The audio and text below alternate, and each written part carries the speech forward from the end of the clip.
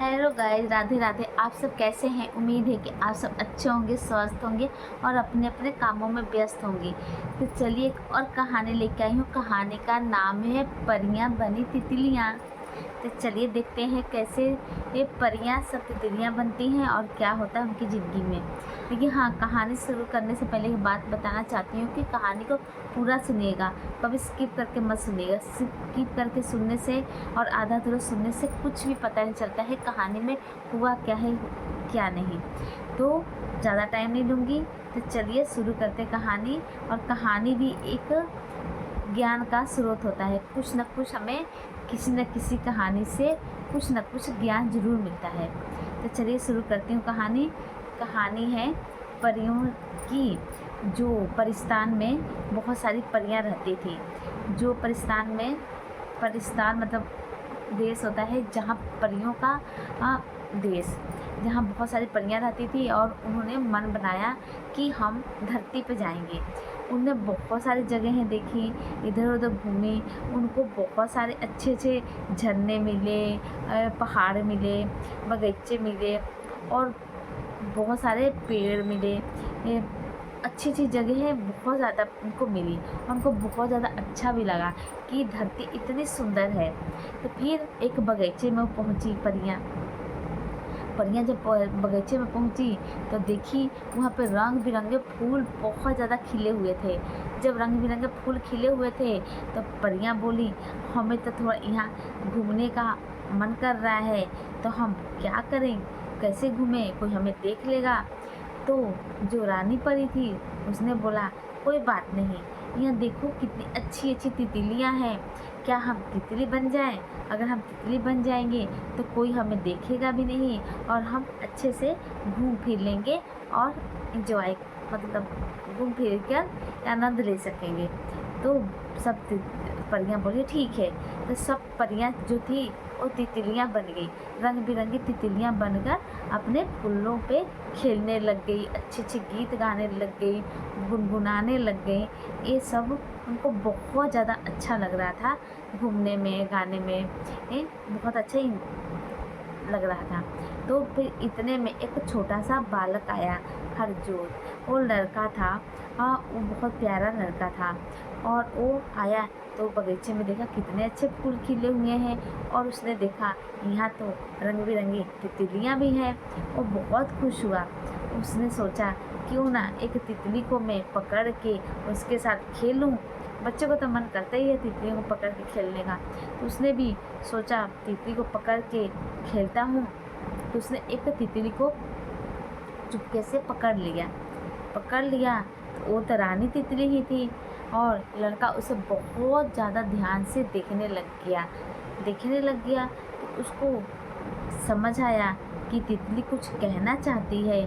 तो उसने बोला, क्या तुम आज़ाद होना चाहती हो? तो तितली ने बोला, हाँ। तो फिर उसको आज़ाद कर दिया तितली को। और तितली जो थी वो परी बनकर उड़ गई और बाकी सब तितलियां भी परी बनकर उड़ गई। हरजोत अपने घर आया।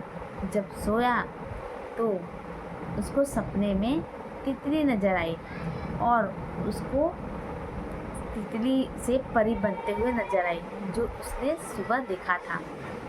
तो फिर तितली उसके पास आकर परी उसके आसपास बोली कि देखो, जब भी तुम्हें कोई भी जानवर पक्षी कुछ भी मिले उसको कभी तुम पकड़ के एक मत रखना, उसको हमेशा आज़ाद कर देना।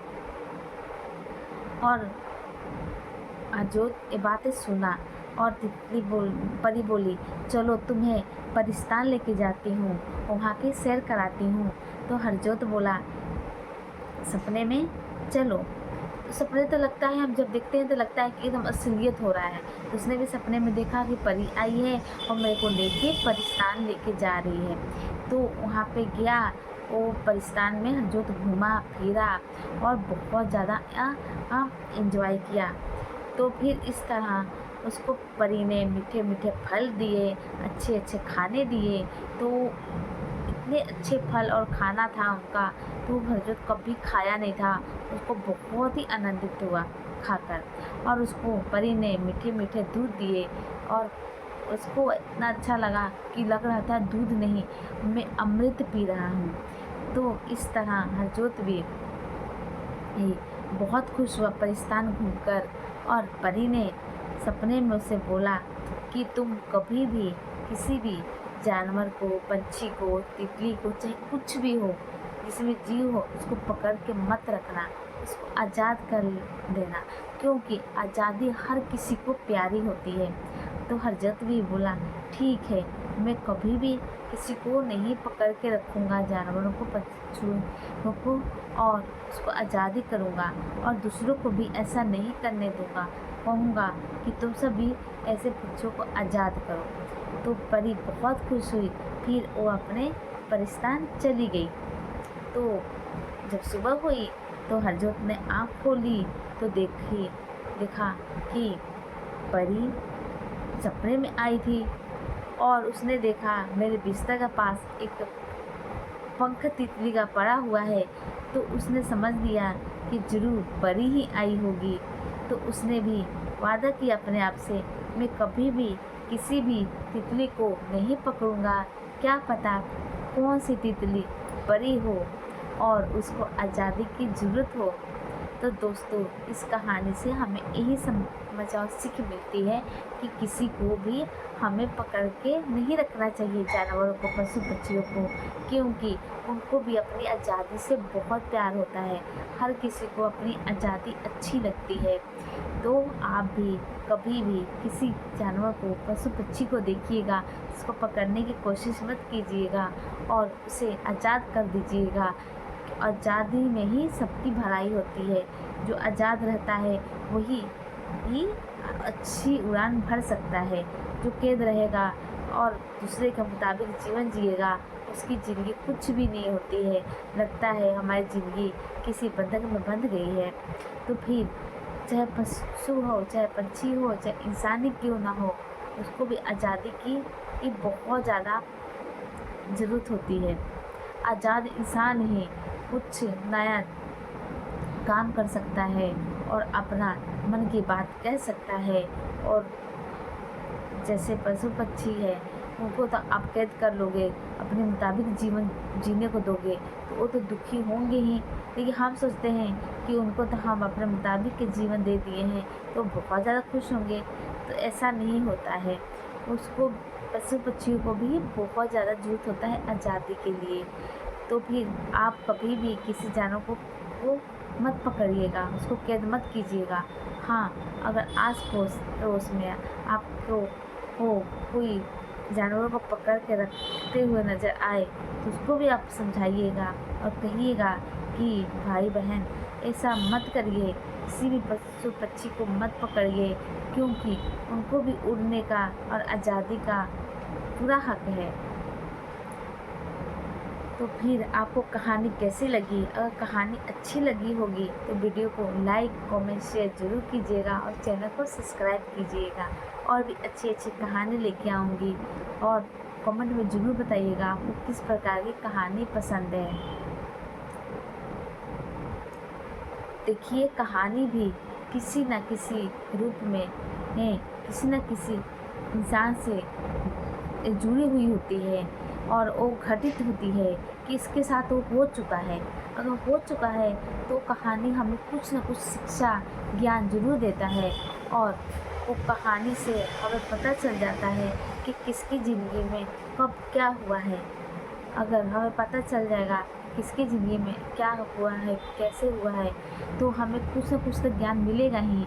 तो फिर क्यों ना हम कहानी सुनने का आदी हो जाए। इस कहानी से ज़रूर ज्ञान होता है। बच्चों को तो ज़रूर पहले के ज़माने में लोग कहानी suनाते थे, और जब मोबाइल नहीं था तो कहानी एकमात्र सहारा होता था कि बच्चे सुनकर दादी अम्मा से सोते थे।